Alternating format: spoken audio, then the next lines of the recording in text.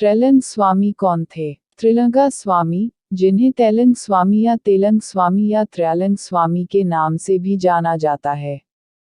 जन्म 1607, मृत्यु 1887। इनका मठवासी नाम स्वामी गणपति सरस्वती था।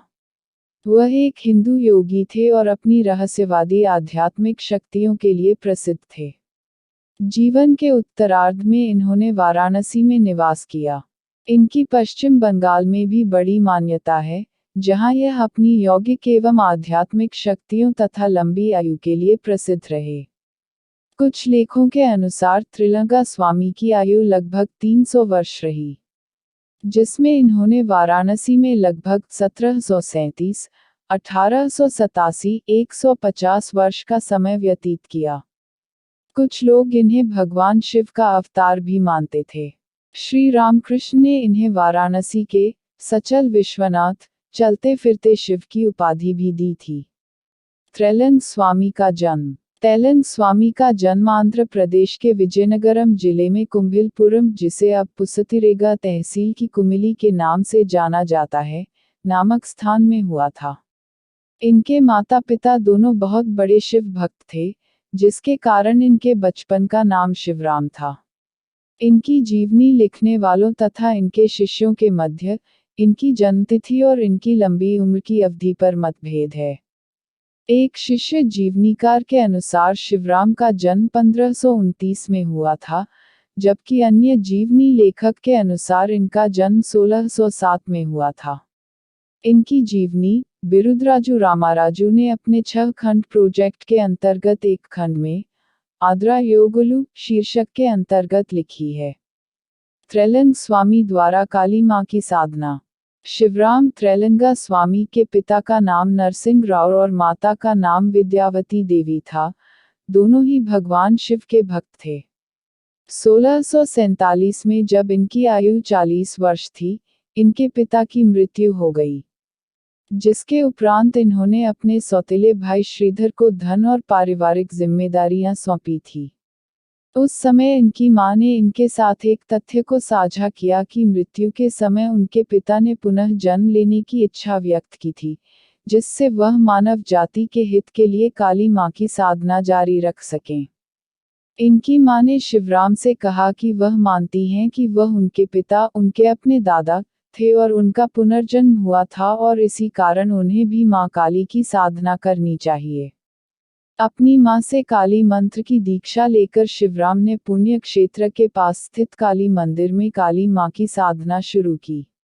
हालांकि यह अपनी मां से दूर कभी नहीं गए।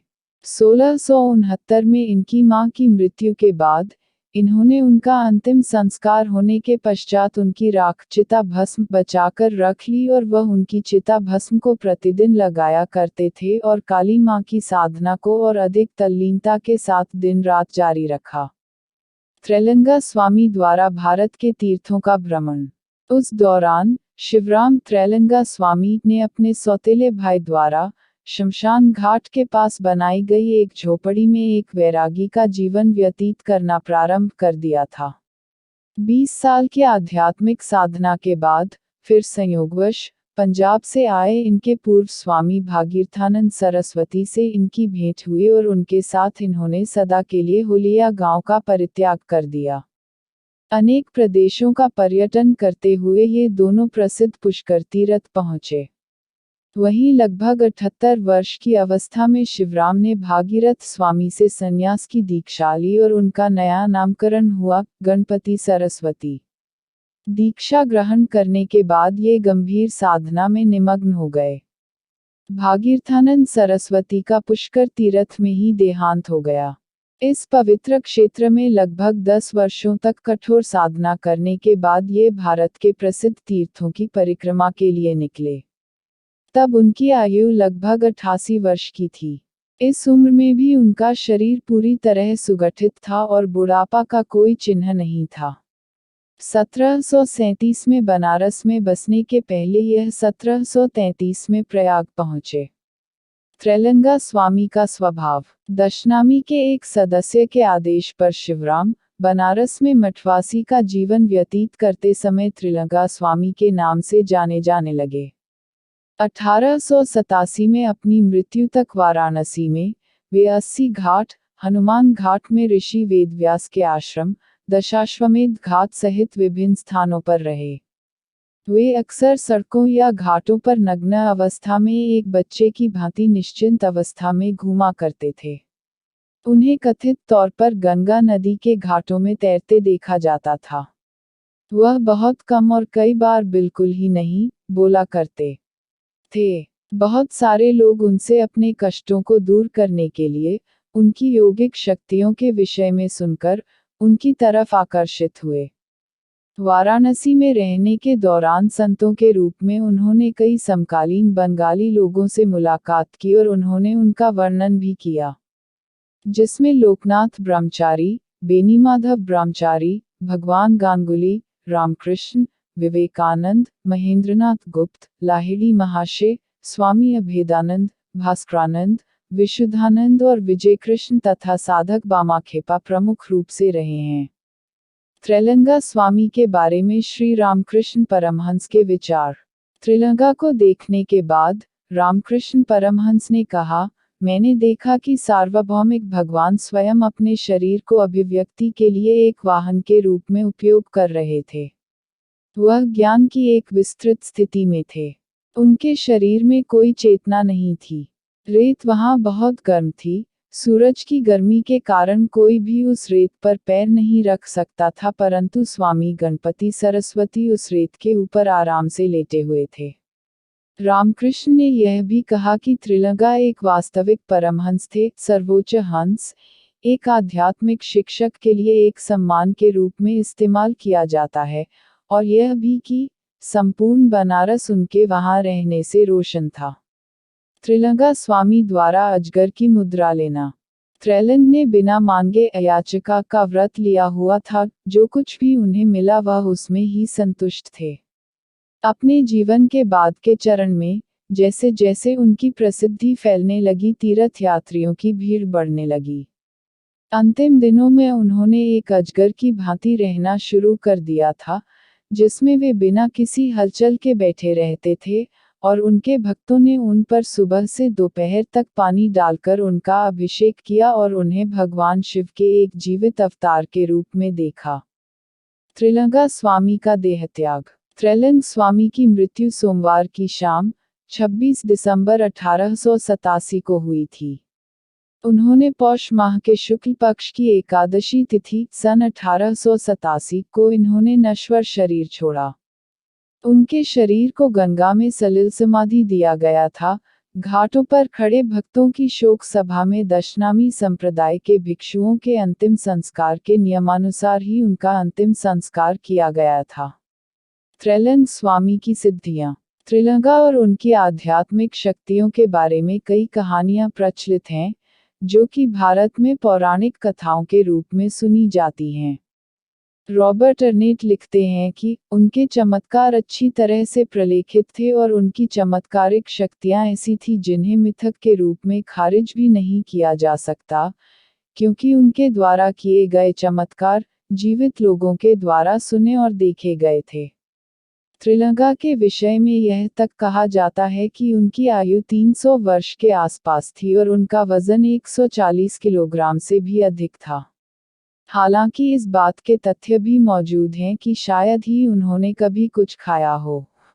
लोगों का कहना रहा है कि वह लोगों के दिमाग को किताबों की भांति पढ़ लेते थे। हजारों लोगों ने कथित तौर पर उसे गंगा नदी की सतह पर बैठे रहने की स्थिति में देखा था। वह भी लंबे समय तक लहरों के नीचे गायब हो जाया करते थे। शिवानंद सरस्वती ने अपने कुछ चमत्कारों का श्रेय सिद्धि या यौगिक शक्ति भुज्य को दिया। 5 तत्वों पर विजय उनका कहना था। अग्नि ऐसे योगी को नहीं जलाएगी, जल उसे नहीं डुबोएगा। अनेक लोगों ने उन्हें गंगा के जल में उतरते देखा था। कई दिनों तक वे गंगा में जल के ऊपर बैठे रहते थे अथवा लंबे समय तक जल के नीचे छिपे रहते थे। वे गर्मी के दिनों भी मध्याह्न समय मणिकर्णिका घाट के धूप से गर्म शिलाओं पर निश्चल बैठे रहते थे। इन चमत्कारों के द्वारा वे यह सिद्ध करना चाहते थे कि मनुष्य ईश्वर चैतन्य के द्वारा ही जीवित रहता है। मृत्यु उनका स्पर्श नहीं कर सकती थी। आध्यात्मिक क्षेत्र में तो त्रैलन स्वामी तीव्र गति वाले थे ही, उनका शरीर भी बहुत विशाल था, किंतु वे भोजन यदा कदा ही करते थे। त्रैलन स्वामी की आध्यात्मिक शक्तियाँ। एक बार परमहंस योगानंद के मामा ने उन्हें बनारस के घाट पर भक्तों की भीड़ के बीच बैठे देखा। वे किसी प्रकार मार्ग बनाकर स्वामी जी के निकट पहुंच गए और भक्तिपूर्ण उनका चरण स्पर्श किया। उन्हें यह जानकर महान आश्चर्य हुआ कि स्वामी जी का चरण स्पर्श करने मात्र से वे अत्यंत कष्टदायक जीर्ण रोग से मुक्ति पा गए। काशी में त्रैलन स्वामी एक बार लाहिड़ी महाशय का सार्वजनिक अभिनंदन करना चाहते थे, जिसके लिए उन्हें अपना मौन तोड़ना पड़ा। जब त्रैलन स्वामी के एक शिष्य ने कहा कि आप एक त्यागी सन्यासी है, अतः एक गृहस्थ के प्रति इतना आदर क्यों व्यक्त करना चाहते हैं? पुनः रूप में त्रैलन स्वामी ने कहा था, मेरे बच्चे लाहिड़ी महाशय जगत जननी के दिव्य बालक है। माँ उन्हें जहाँ रख देती है वही वे रहते हैं। सांसारिक मनुष्य के रूप में कर्तव्य का पालन करते हुए भी उन्होंने मनुष्य के रूप में वह पूर्ण आत्मज्ञान प्राप्त कर लिया है, जिसे प्राप्त करने के लिए मुझे सब कुछ का परित्याग कर देना पड़ा, यहाँ तक कि लंगोटी का भी। त्रैलन स्वामी द्वारा विषपान करना। इस बात का भी प्रमाण मिलता है कि कई बार त्रिलंका को घातक जहर दिया गया था, जिसे उन्होंने बड़े ही साधारण रूप में ग्रहण कर लिया और उस घातक जहर ने उन पर कोई प्रभाव नहीं डाला। जिसका एक किस्सा सुनने में आता है, जिसके अनुसार एक बार एक संदेहवादी व्यक्ति उन्हें धोखाधड़ी के रूप में उजागर करना चाहता था, जिसके लिए उसने एक बाल्टी चूना घोलकर स्वामी जी के सामने रख दिया और उसे गाढ़ा दही बताया। स्वामी जी ने तो उसे पी लिया, किंतु कुछ ही देर बाद वह व्यक्ति पीड़ा ने छटपटाने लगा और स्वामी जी से अपने प्राणों की रक्षा की भीख मांगने लगा। त्रैलन स्वामी ने अपना मौन भंग करते हुए कहा कि तुमने मुझे विष पीने के लिए दिया, तब तुमने नहीं जाना कि तुम्हारा जीवन मेरे जीवन के साथ एकाकार है। यदि मैं यह नहीं जानता होता कि मेरे पेट में उसी तरह ईश्वर विराजमान है जिस तरह वह विश्व के अणु परमाणु में है, तब तो चूने के घोल ने मुझे मार ही डाला होता। अब तो तुमने कर्म का अर्थ समझ लिया है, अतः फिर कभी किसी के साथ चालाकी करने की कोशिश मत करना। त्रैलन स्वामी के इन शब्दों के साथ ही वह व्यक्ति कष्ट मुक्त हो गया। त्रैलन स्वामी द्वारा पुलिस वालों को हराना। एक अन्य कहानी के अनुसार त्रिलंका अक्सर बिना किसी कपड़े आकाश धारण किए नग्न अवस्था में घूमा करते थे। उनके इस व्यवहार से वाराणसी पुलिस तिलमिला गई और उन्हें जेल की कोठरी में बंद कर दिया, परंतु जल्द ही जेल की छत पर दिखाई दिए। पुलिस ने उन्हें वापस जेल में बंद करके उसमें ताला लगा दिया, परंतु फिर भी वह उन्हें जेल की छत पर दिखाई दिए। जल्दी ही पुलिस वालों ने हार मान ली और उन्हें छोड़ दिया और वह पुनः उसी रूप में वाराणसी की सड़कों में चलने लगे। त्रैलन स्वामी की शिक्षाएं। त्रिलंका की शिक्षाएं अभी भी उनके एक शिष्य उमाचरण मुखोपाध्याय की जीवनी में उपलब्ध हैं। त्रिलंका ने बंधन को दुनिया के प्रति लगाव और मुक्ति को दुनिया का त्याग और भगवान में अवशोषण के रूप में वर्णित किया। उन्होंने कहा कि इच्छाहीनता की स्थिति को प्राप्त करने के बाद यह दुनिया स्वर्ग में बदल जाती है और कोई भी आध्यात्मिक ज्ञान के माध्यम से इस संसार से मुक्ति प्राप्त कर सकता है। हिंदू धर्म के अनुसार जीवन जन्म और मृत्यु का एक चक्र है। त्रिलंका के अनुसार क्षणभंगुर संसार के प्रति लगाव हमारी पुरानी बीमारी है और जिसकी दवा अनासक्ति है। त्रिलंका ने मनुष्य की इंद्रियों को अपना दुश्मन और अपनी नियंत्रित इंद्रियों को अपना मित्र बताया।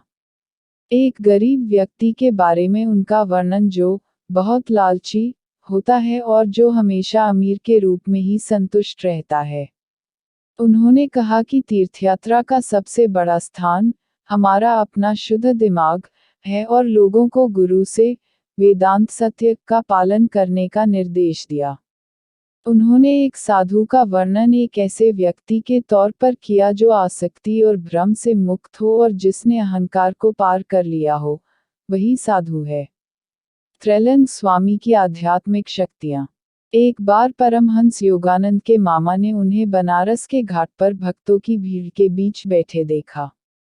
वे किसी प्रकार मार्ग बनाकर स्वामी जी के निकट पहुंच गए और भक्तिपूर्ण उनका चरण स्पर्श किया। उन्हें यह जानकर महान आश्चर्य हुआ कि स्वामी जी का चरण स्पर्श करने मात्र से वे अत्यंत कष्टदायक जीर्ण रोग से मुक्ति पा गए। काशी में त्रैलंग स्वामी एक बार लाहिड़ी महाशय का सार्वजनिक अभिनंदन करना चाहते थे, जिसके लिए उन्हें अपना मौन तोड़ना पड़ा। जब त्रैलंग स्वामी के एक शिष्य ने कहा कि आप एक त्यागी सन्यासी है, अतः एक गृहस्थ के प्रति इतना आदर क्यों व्यक्त करना चाहते हैं?